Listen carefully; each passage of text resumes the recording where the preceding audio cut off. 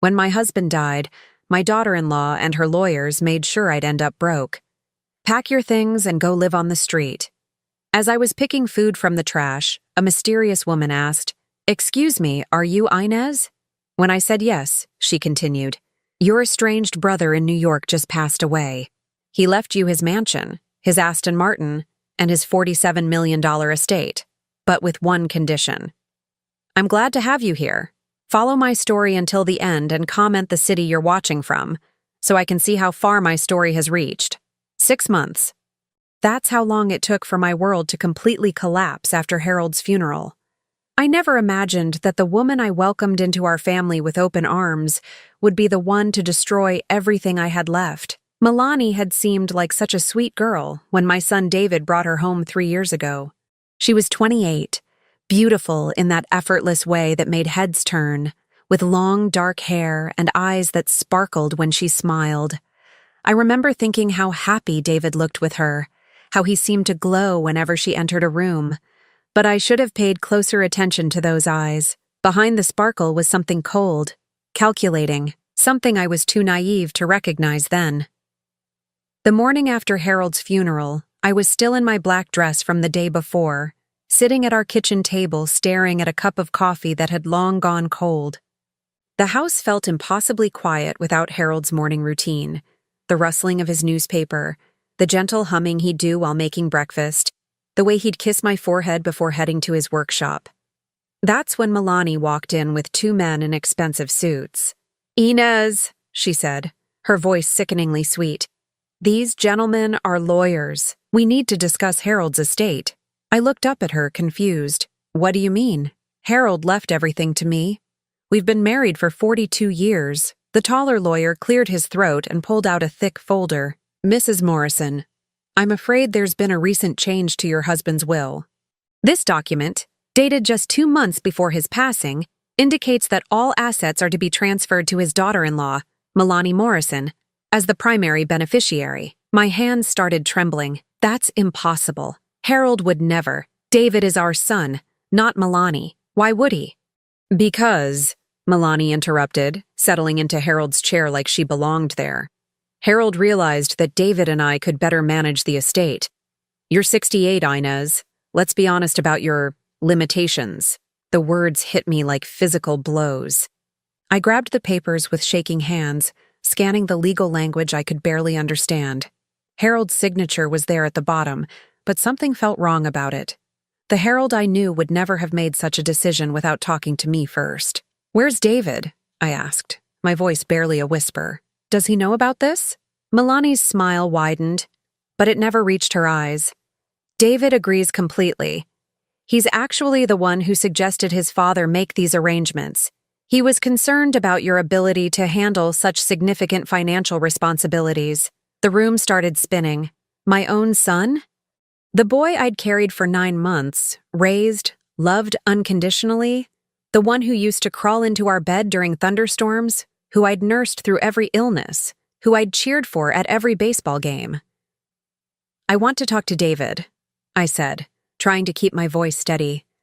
"He's busy with work arrangements," she replied dismissively. "But don't worry, Inez. We're not heartless. We'll give you 2 weeks to pack your things and find somewhere else to live. 2 weeks. To pack up 42 years of marriage, of memories, of life." The second lawyer, who hadn't spoken until now, shifted uncomfortably. "Mrs. Morrison, you do have the right to contest this will, but given the legal costs and the time involved, she won't be contesting anything," Milani said firmly. "Will you, Inez?" I stared at this woman who had somehow stolen my entire life in the span of 10 minutes. The house Harold and I had bought as newlyweds, where we'd raised David, where we'd planned to grow old together, gone. The savings account we'd built penny by penny over 4 decades, gone. The car Harold had surprised me with for our 40th anniversary, gone. Everything, gone. "Pack light," Milani added as the lawyers gathered their papers. "The Salvation Army will pick up the furniture next week." After they left, I sat alone in what was no longer my kitchen, surrounded by the ghosts of the life I'd just lost. I called David's number with trembling fingers, but it went straight to voicemail. I tried again, and again, By the fifth attempt, a automated message informed me that my number had been blocked. My own son had blocked my number. That night, I packed a single suitcase with my most essential belongings. I couldn't bring myself to sort through 42 years of photographs, keepsakes, and memories. How do you choose which pieces of your life are worth saving when you can only take what fits in one bag? The next morning, Milani was waiting in the kitchen again, this time wearing one of my good dresses, a blue one Harold had bought me for our anniversary last year. "Time's up, Inez," she said, not looking up from the newspaper, my husband's newspaper, at my kitchen table. "It's only been one day," I protested weakly. She shrugged. "I've decided to redecorate sooner than planned. The movers will be here this afternoon." I picked up my suitcase and walked toward the door, each step feeling like I was leaving pieces of my soul behind. At the threshold, I turned back one last time. "Milani," I said quietly, "why are you doing this? What did I ever do to you?" For just a moment, her mask slipped, and I saw something ugly and triumphant in her expression.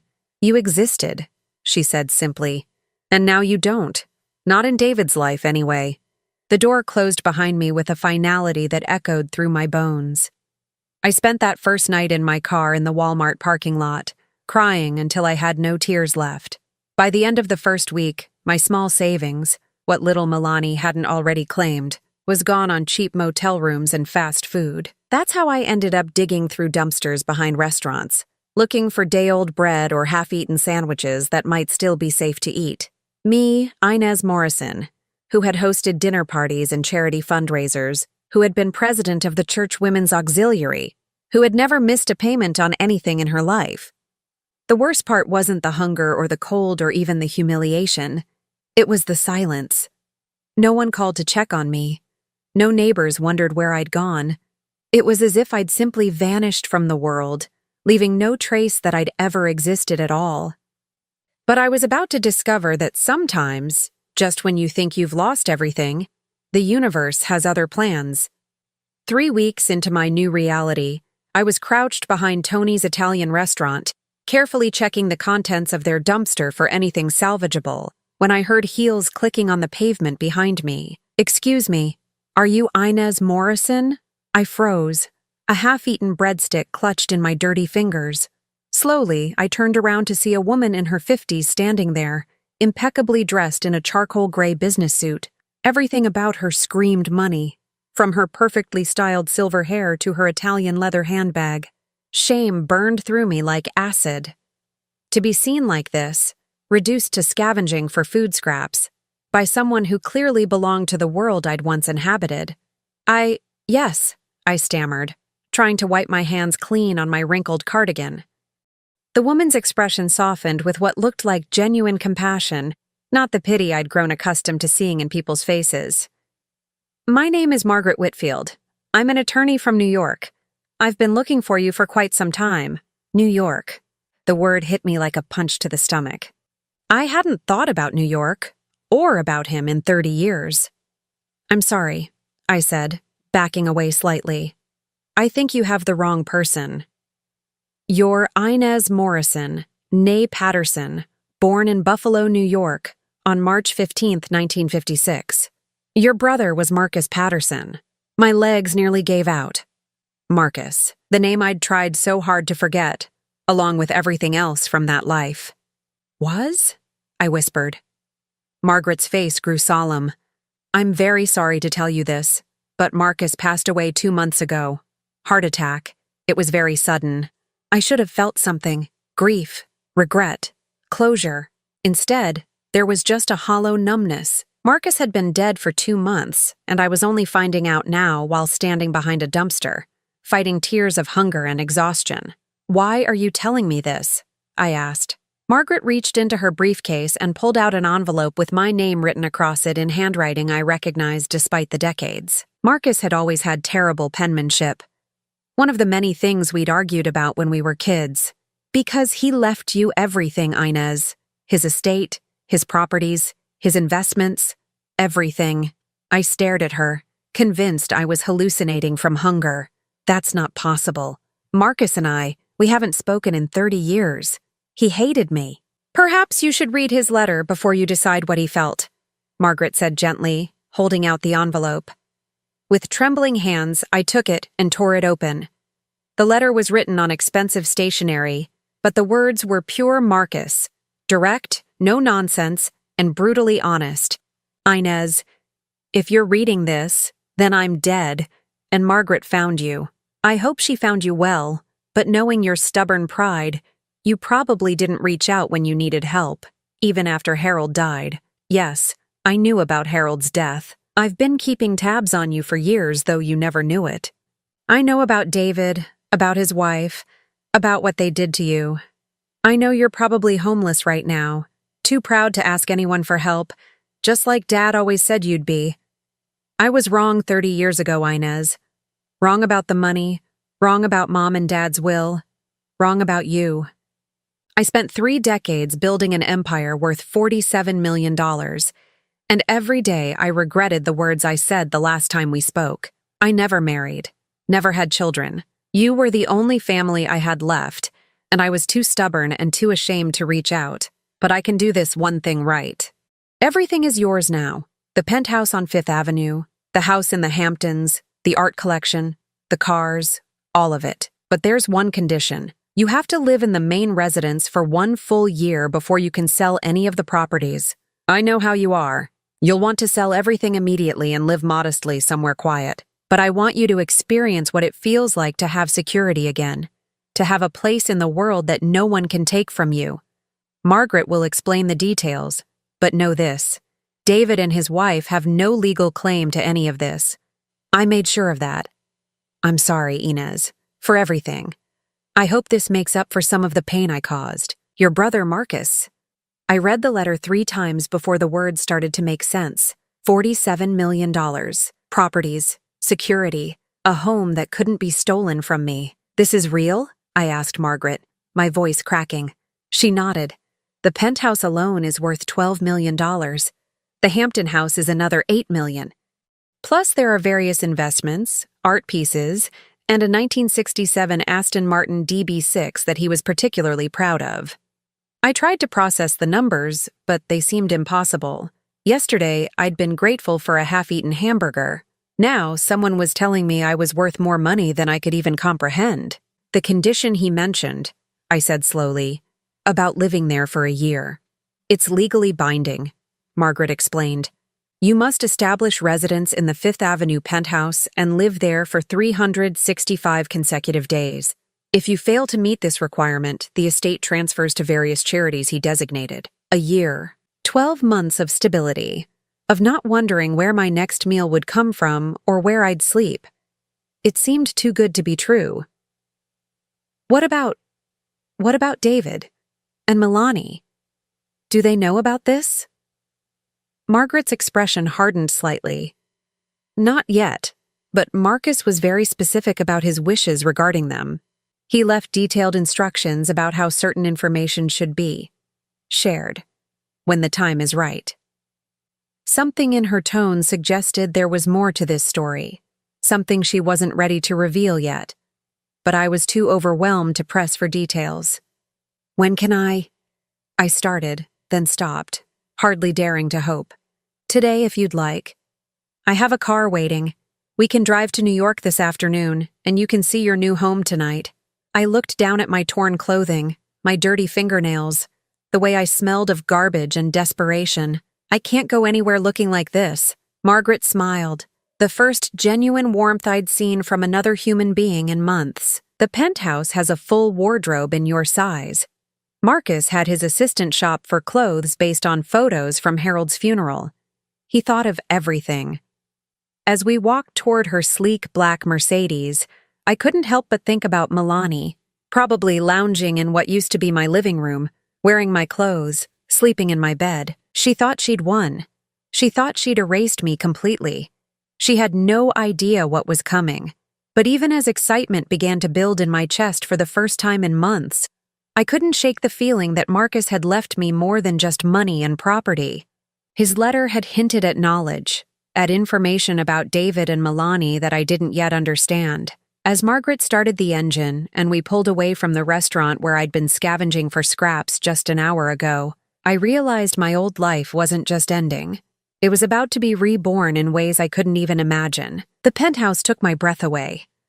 Floor-to-ceiling windows offered a panoramic view of Central Park, and every piece of furniture looked like it belonged in a museum.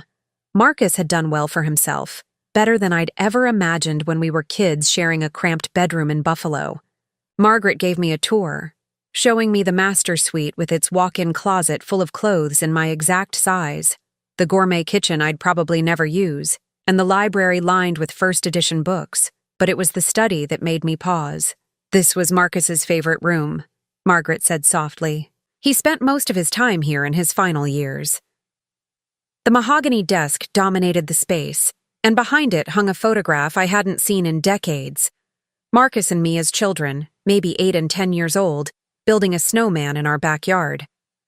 We were both grinning, our faces red from the cold, looking like the best friends we used to be before everything went wrong.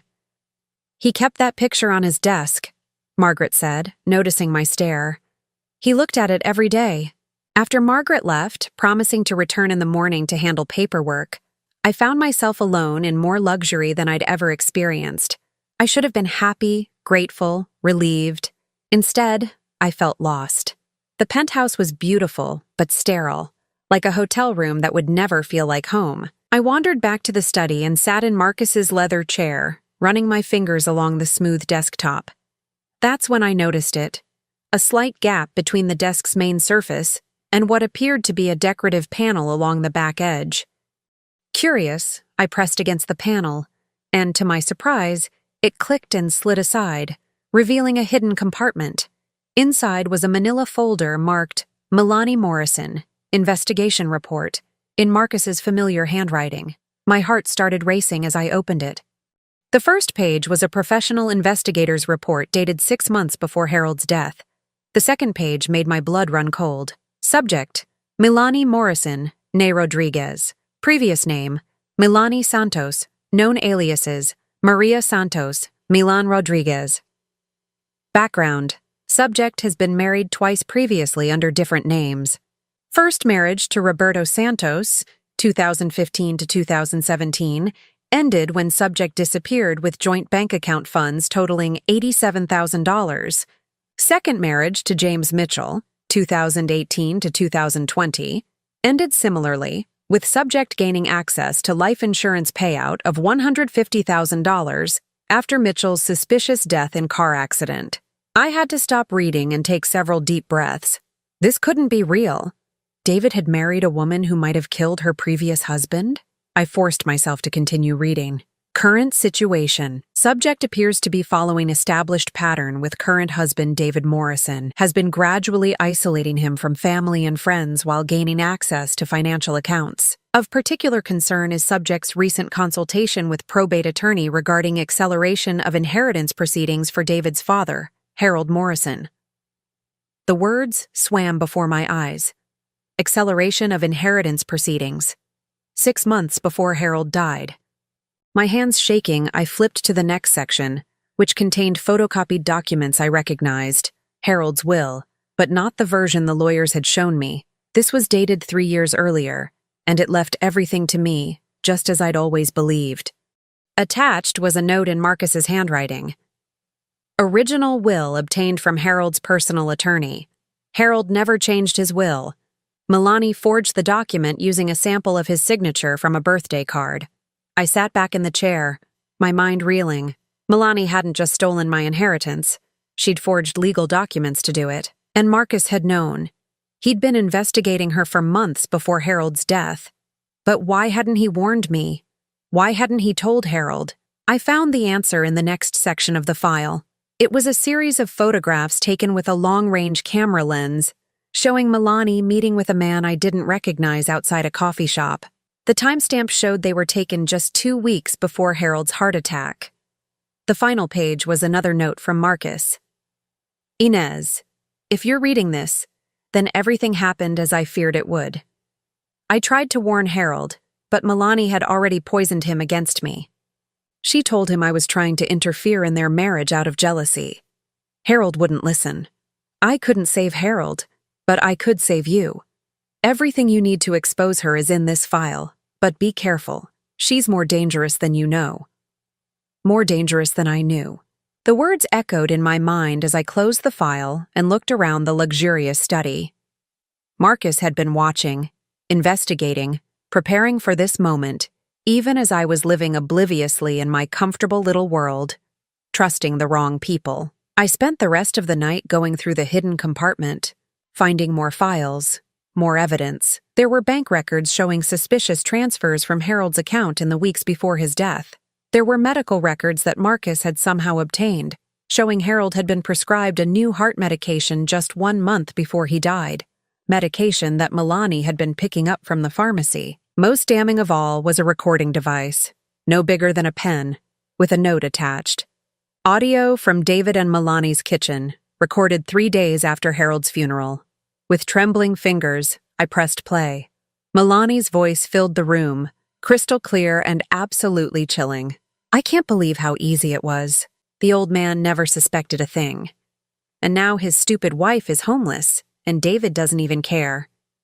A man's voice, David's voice, my son's voice, responded with a laugh. You're brilliant, baby. Getting rid of his mother was the best thing we ever did.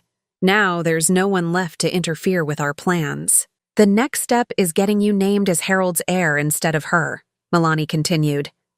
My lawyer says it should be simple enough to prove she's mentally incompetent. A few medical reports, some testimony from neighbors about her erratic behavior. What if she fights it? She won't. She's too broken now. Besides, who's going to help her? She has no friends, no family except that crazy brother in New York. And he hates her. The cruel laughter that followed made my stomach turn. This was my son, my baby, talking about destroying me like I was nothing more than an obstacle to be removed. I turned off the recording and sat in the dark study, tears streaming down my face. Not tears of sadness this time, but tears of rage. They thought Marcus hated me. They thought I was alone, defenseless, forgotten.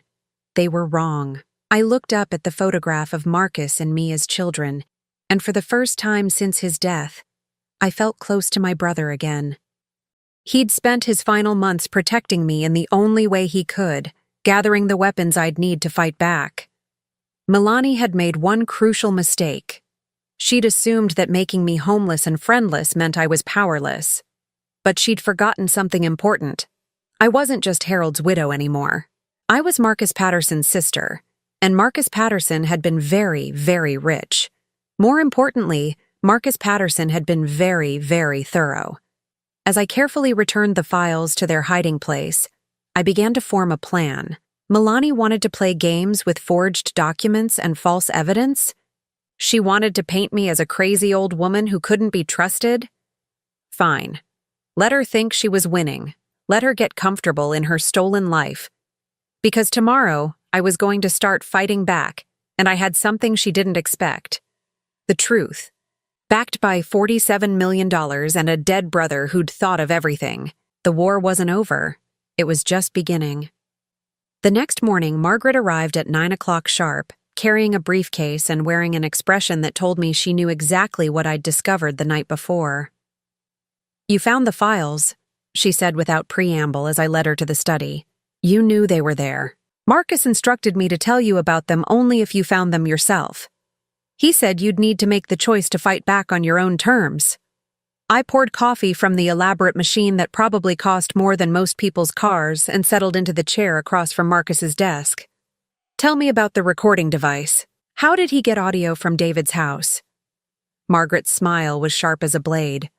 Your brother was many things, Inez, but he was never careless. When David started dating Milani, Marcus hired the best private investigator in New York. The man specialized in domestic surveillance. That sounds illegal. Technically, the device was planted in a public area. The kitchen window was open, and the recorder was placed on the outside sill. Perfectly legal audio surveillance of conversations that could be overheard by any neighbor. I had to admire Marcus's attention to detail, even as the implications made me sick. How long was he recording them? 6 months? We have over 40 hours of conversations between David and Milani, discussing everything from the forged will to their plans for your future. Margaret opened her briefcase and pulled out a small digital device. Would you like to hear more? I wasn't sure I was strong enough, but I nodded. Margaret pressed a button, and David's voice filled the room again, but this time the conversation was different. Older, based on the date stamp showing it was from 2 weeks before Harold's death. Are you sure the medication switch will work? David's voice sounded nervous. Baby, trust me, I've done this before. The digitalis will interact with his new heart medication and trigger an arrhythmia. It'll look like a natural heart attack. No one will question it. My coffee cup slipped from my numb fingers, shattering on the hardwood floor. Digitalis. I knew that name from my years as a nurse before I married Harold. It was derived from foxglove plants and could be deadly in the wrong doses. She killed him, I whispered. Margaret nodded grimly. The autopsy showed elevated levels of digitalis in Harold's system, but the coroner assumed it was from legitimate medication. It wasn't until Marcus's investigator cross-referenced Harold's prescriptions that we realized what had happened. And David knew. My son knew she was going to murder his father. The next recording was even worse. It was dated the day after Harold's funeral. Phase 1 complete. Milani's voice was triumphant. The old man is dead, and his pathetic wife thinks it was natural. Now we move to Phase 2. Getting the inheritance? Getting everything. The house, the money, the car, all of it. And once we have it all, we get rid of the mother permanently. What do you mean permanently? I mean, we have her declared mentally incompetent and committed to a state facility. Once she's locked up, we'll have power of attorney over any assets she might have hidden away. She'll rot in some government nursing home while we live in luxury. The casual way they discussed destroying my life made my vision blur with rage. These weren't just greedy relatives. They were cold-blooded killers who saw me as nothing more than a loose end to tie up. Margaret turned off the recording and studied my face. There's more, but I think you've heard enough for now. No, I said firmly, surprising myself with the strength in my voice.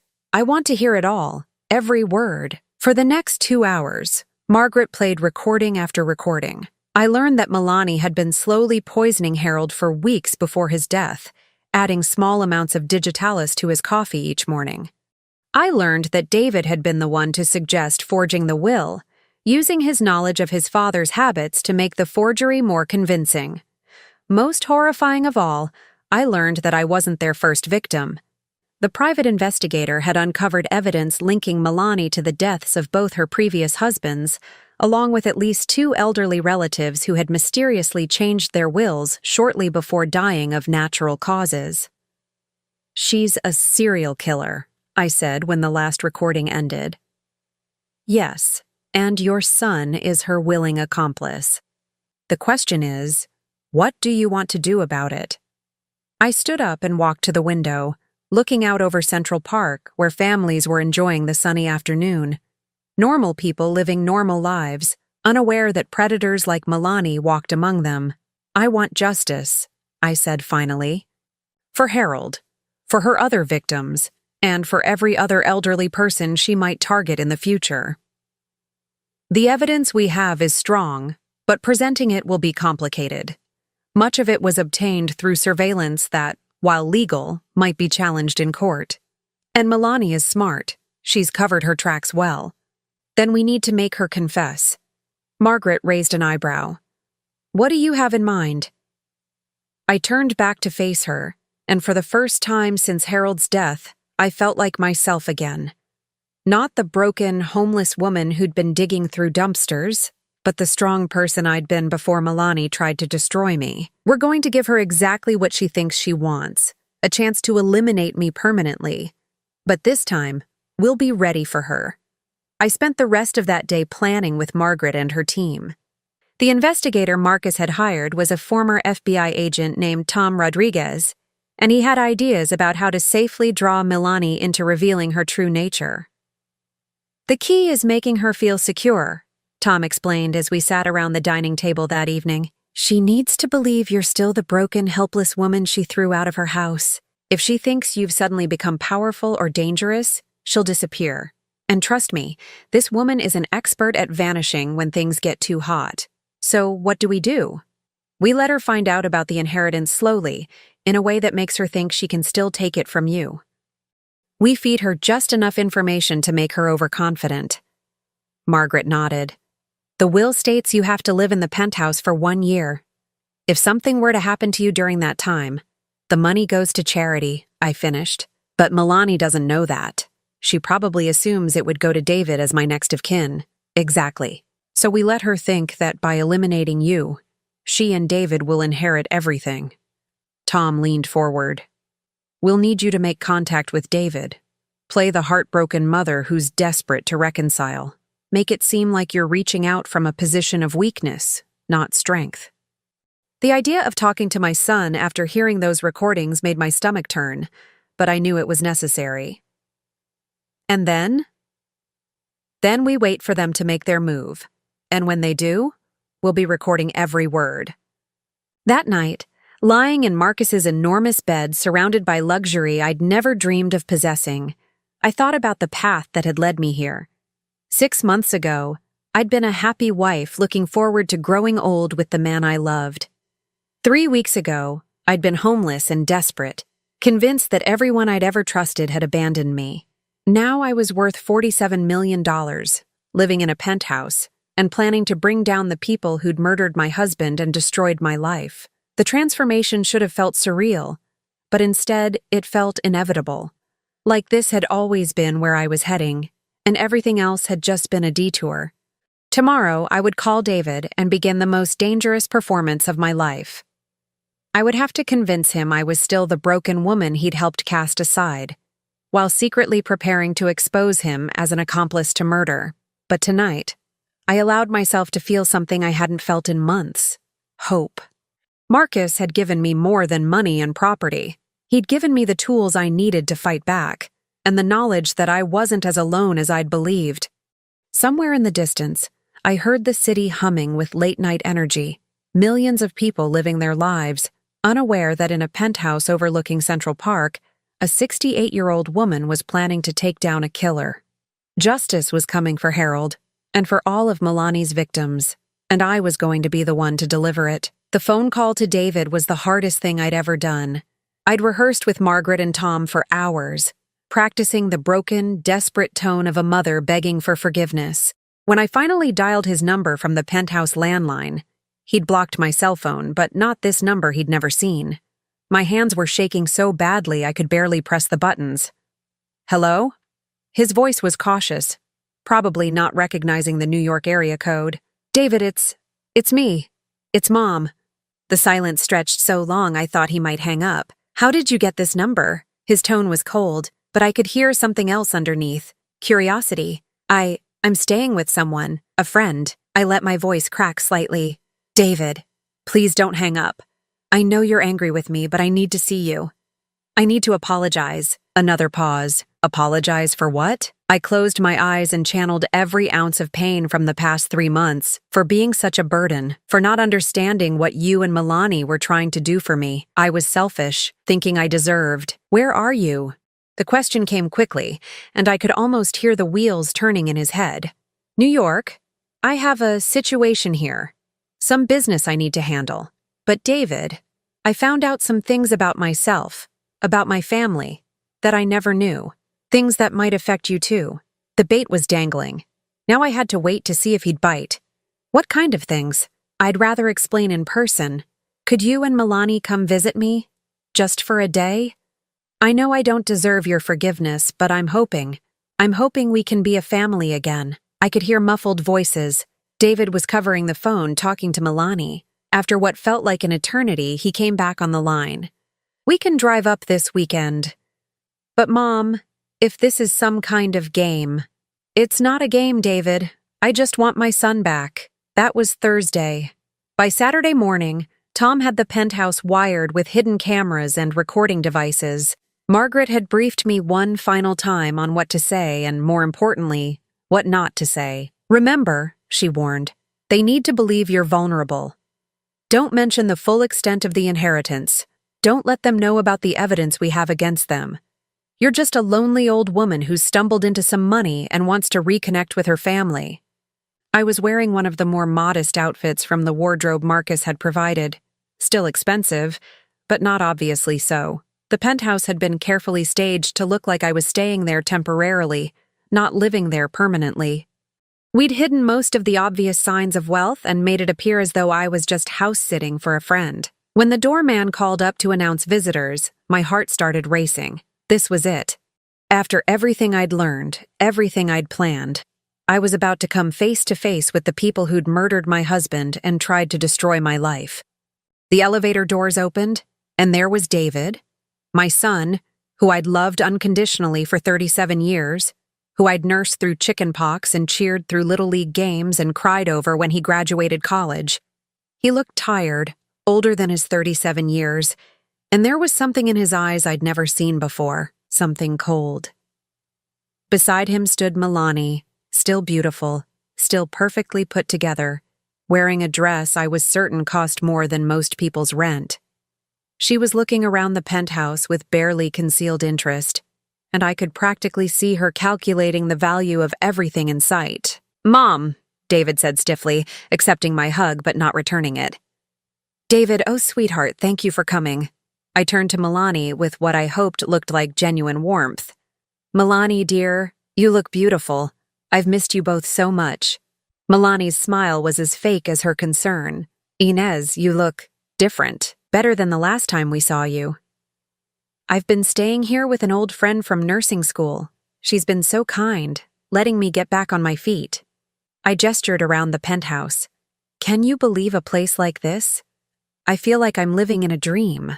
David was examining the furniture, the art on the walls, the view of Central Park. "This friend of yours must be doing pretty well for herself." "Oh, she is. She married very well, invested wisely. She always was the smart one." I let a note of wistfulness creep into my voice. "She's been helping me with some legal issues, too. Apparently, there are some assets I never knew about."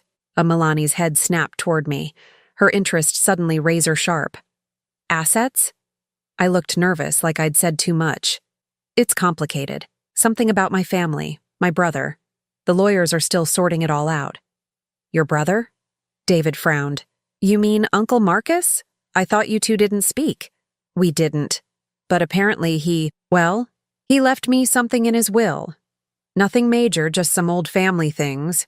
But the lawyers think there might be some value to them." I twisted my hands together anxiously. I don't really understand it all. These legal people, they use such big words. I watched Milani and David exchange a quick glance. They thought I was still the same naive woman they'd manipulated before. "Perfect. What kind of value?" Milani asked, trying to sound casual but failing. "They mentioned numbers, but they seem so impossible. Something about property and investments?" "I keep telling them there must be a mistake." David moved closer. "Mom, what exactly did the lawyers tell you?" I took a shaky breath, as if I was overwhelmed by it all. "They said something about $47 million, but that can't be right. Can it? I mean, Marcus was successful, but that much money?" The silence that followed was deafening. I could see the greed lighting up both their faces as they processed this information. 47 million? David's voice was carefully controlled, but I could hear the excitement underneath. "That's what they said, but there are all these conditions and legal things I don't understand. I have to live in some apartment for a year, and there are all these papers to sign." I let my voice trail off helplessly. Milani moved to the window, looking out over Central Park with new eyes. When she turned back, her expression was warm and loving, the same mask she'd worn when she first came into our family. "Inez, that's wonderful news, and David and I want you to know that we're here to help you through this process." You do?" "Of course," David said, and for a moment he almost sounded like the son I remembered. "We're family. We should have been more understanding before." I let tears fill my eyes. "I was hoping you'd say that. I've been so scared handling all of this alone. I don't know anything about money or lawyers or investments." "Don't worry, Mom," David said, putting his arm around my shoulders in a gesture that might have looked loving to an outside observer. "We'll take care of everything. Over the next few hours, they played their parts perfectly. Milani was attentive and sweet, asking about my health and well-being. David was the concerned son, worried about how I was handling the stress of my new situation. But I could see the calculation behind their eyes, the way they looked at the penthouse with new understanding, the way they steered every conversation back to the inheritance and the legal requirements surrounding it. "So, you have to live in this apartment for a full year?" Milani asked as we sat down for the lunch I'd had catered. "That's what the lawyer said. Something about proving residency. If I don't fulfill the condition, the money goes to charity instead. And after the year is up, then I can do whatever I want with it. Sell the properties, invest the money, whatever I choose." David leaned forward. "Mom, you should think seriously about your long-term security. $47 million is a lot of money, but it needs to be managed properly. Maybe you could move back home after the year is up," Milani suggested. "We could help you manage everything. Home." They were still calling Harold's house, my house, home, as if they hadn't stolen it from me and left me homeless. "That's so generous of you both," I said, trying to look grateful instead of disgusted. "But are you sure? After the way I acted before." "We've all made mistakes," Milani said, reaching over to pat my hand. Her touch made my skin crawl. "The important thing is that we're together now." As the afternoon wore on, they grew more comfortable, more confident. They started making suggestions about financial advisors they knew, lawyers who could help with the inheritance process, ways to simplify the legal requirements. And all the while, the hidden cameras were recording every word, every gesture, every glimpse of the greed and manipulation that drove them. When they finally left that evening, promising to call me every day and help me through the overwhelming process of managing my inheritance, I felt both triumphant and sick to my stomach. They'd taken the bait completely. They thought I was still the same helpless woman they'd victimized before, only now I was a helpless woman with access to $47 million. What they didn't know was that I already had access to that money, along with the best legal team Marcus's fortune could buy, and enough evidence to put them both away for the rest of their lives. But I wasn't ready to spring the trap yet. I wanted more than just justice for Harold's murder. I wanted them to experience the same helplessness, the same betrayal, the same complete destruction of everything they thought they could count on. I wanted them to know exactly how it felt to lose everything. And I was just getting started. 3 weeks later, I sat in the back of a courthouse in upstate New York, watching as handcuffs were placed on David's wrists. The arrest had happened exactly as Tom predicted it would. David and Milani had grown impatient waiting for me to accidentally die during my year-long residence requirement. They'd decided to speed things along by visiting the penthouse with a bottle of wine laced with the same digitalis compound that had killed Harold. They thought they were so clever, bringing a peace offering to their lonely, confused mother-in-law who was struggling to handle her overwhelming inheritance. They had no idea that every word of their planning sessions had been recorded, that the wine bottle was tested the moment they left, that federal agents had been building a case against them for weeks. The evidence was overwhelming. Not just the attempted poisoning, but Harold's murder, the forged will, and connections to at least 3 other suspicious deaths in Milani's past. The FBI had been looking for Maria Santos, also known as Milan Rodriguez, also known as Milani Morrison, for 2 years. David's face as they read the charges, conspiracy to commit murder, fraud, forgery, and being an accessory to multiple homicides, was something I'll never forget. He looked shocked, betrayed, like he couldn't believe his perfect plan had fallen apart. He never once looked at me with remorse or regret. Even facing life in prison, he seemed more angry that he'd been caught than sorry for what he'd done. Milani, on the other hand, tried one last manipulation. As they led her past my seat, she stopped and looked directly at me with tears streaming down her face. "Inez, please," she whispered, loud enough for everyone to hear. "I know we made mistakes, but David is your son. Don't let them destroy your own family over this." I stood up slowly, drawing on every ounce of dignity I possessed. "My family," I said clearly, "was destroyed the day you murdered my husband and threw me out of my home like garbage." David stopped being my son the moment he chose to help you do it. The bailiff moved her along before she could respond, but I saw the mask finally slip completely. The sweet, concerned daughter-in-law was gone, replaced by the cold-blooded killer she'd always been underneath. Margaret squeezed my shoulder as we watched them disappear through the courtroom doors. "How do you feel?" she asked. I considered the question carefully. How did I feel? Not happy, exactly. There was no joy in watching the son I'd raised become a monster. But there was something else, a deep sense of peace that I hadn't felt in over a year. "I feel free," I said finally. The legal proceedings took another 6 months to fully resolve. David pled guilty to avoid the death penalty and was sentenced to life without parole. Milani chose to fight the charges, but the evidence against her was insurmountable. She was convicted on 5 counts of murder and sentenced to death. During all of this, I had the forged will overturned and regained legal ownership of Harold's house and all our possessions. I could have moved back there, could have tried to rebuild the life that had been stolen from me. Instead, I sold everything. The house went to a young couple with 2 small children who reminded me of Harold and me when we were newlyweds, full of dreams and plans for the future. I gave them a price they could afford, far below market value, because I wanted the house to be filled with love again, instead of the shadows of betrayal and murder. I kept only a few things: photo albums, Harold's wedding ring, the quilt my mother had made for us as a wedding present. Everything else was just stuff, and I'd learned that stuff could be stolen or lost. The things that really mattered couldn't be taken from you unless you let them. With the money from the house sale and Marcus's inheritance, I had more wealth than I'd ever dreamed of. But I'd also learned something important. Money wasn't security.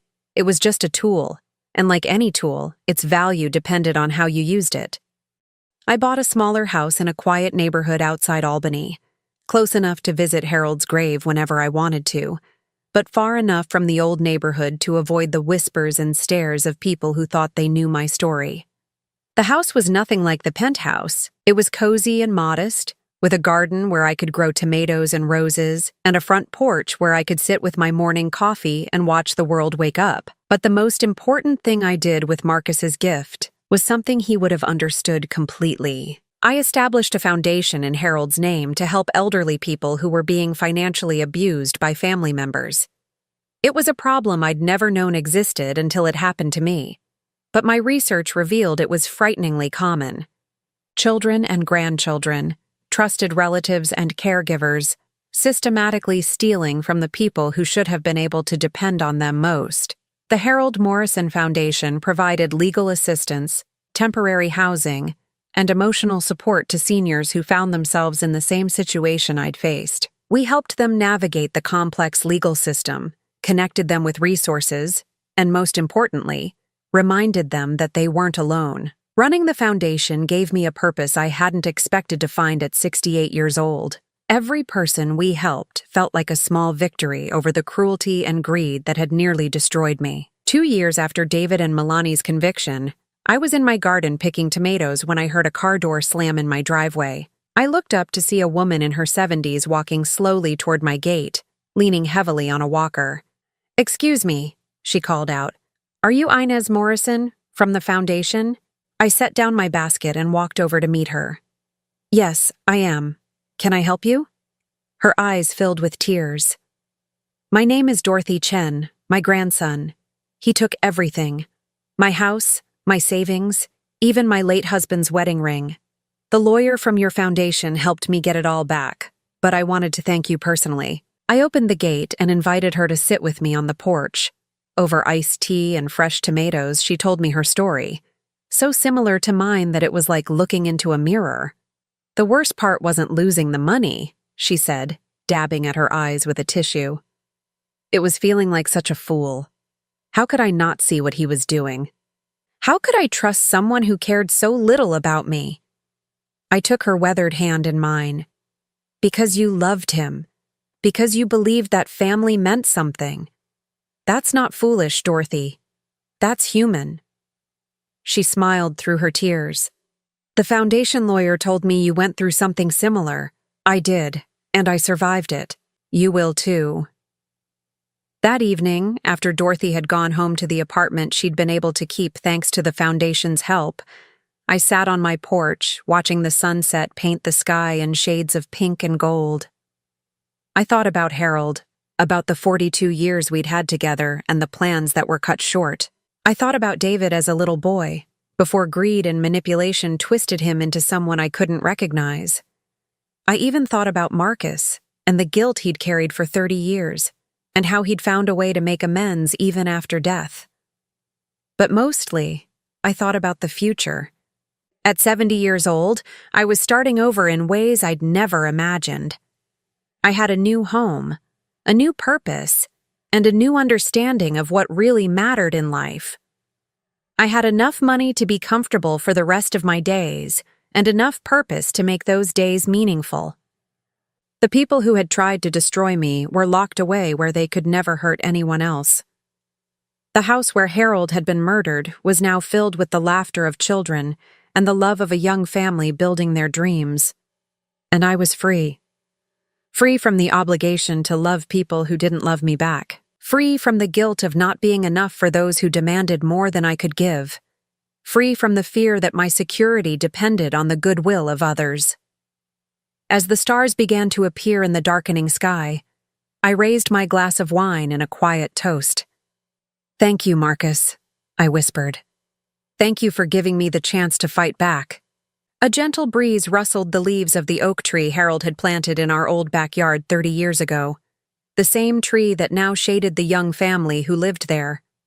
Some things endured beyond the people who created them, growing stronger and more beautiful with time, just like the truth, just like justice, just like the quiet, unshakable peace that comes from knowing you survived the worst thing that could happen to you and came out stronger on the other side. I was 70 years old, and I was finally, truly free, and that freedom was worth more than all of Marcus's millions combined. Now I'm curious about you who listened to my story. What would you do if you were in my place? Have you ever been through something similar? Comment below, and meanwhile, I'm leaving on the final screen 2 other stories that are channel favorites, and they will definitely surprise you. Thank you for watching until here.